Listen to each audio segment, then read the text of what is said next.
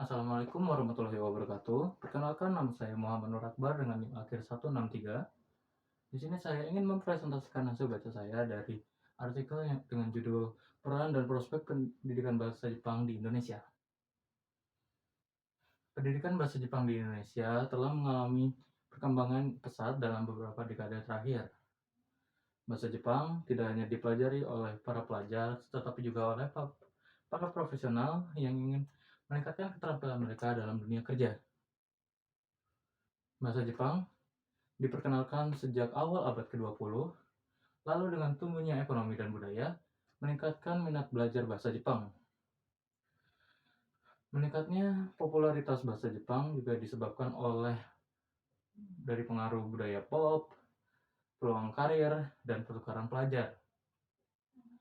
Lalu untuk perannya sendiri itu ada mendukung kemampuan komunikasi, yang mana membantu siswa untuk berkomunikasi dengan penutur asli dan memahami budaya Jepang secara lebih mendalam.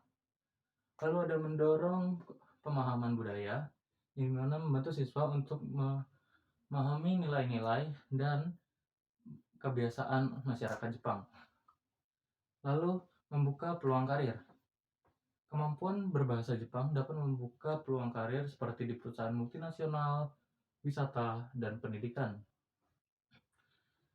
Untuk metode pengajarannya ada pendekatan komunikatif, yang dimana siswa diajak untuk berinteraksi menggunakan bahasa Jepang.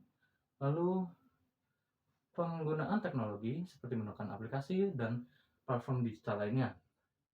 Yang terakhir ada pembelajaran berbasis proyek, yang dimana melakukan kegiatan yang melibatkan budaya Jepang atau melakukan presentasi.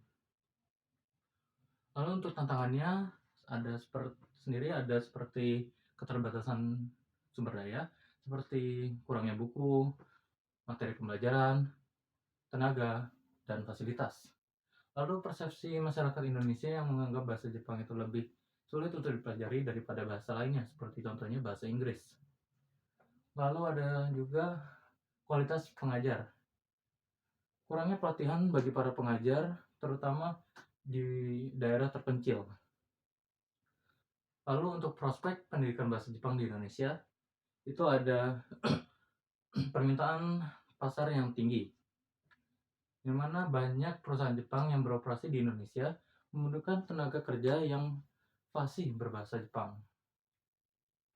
Lalu ada kerjasama internasional seperti program pertukaran pelajar dan kerjasama pendidikan itu semakin meningkat. Lalu ada pengembangan kurikulum, yang dimana kurikulum lebih inovatif untuk memenuhi kebutuhan industri. Yang terakhir ada kesimpulan. Jadi kesimpulannya adalah pendidikan bahasa Jepang di Indonesia itu memiliki prospek yang cerah. Lalu mendukung kemampuan komunikasi, membuka peluang kerja, dan pemahaman budaya. Lalu untuk tantangan seperti sumber daya dan kualitas pengajar itu harus diatasi. Dan juga yang pentingnya butuh dukungan langsung dari pemerintah dan lembaga pendidikan. Sekian dari saya, terima kasih. Wassalamualaikum warahmatullahi wabarakatuh.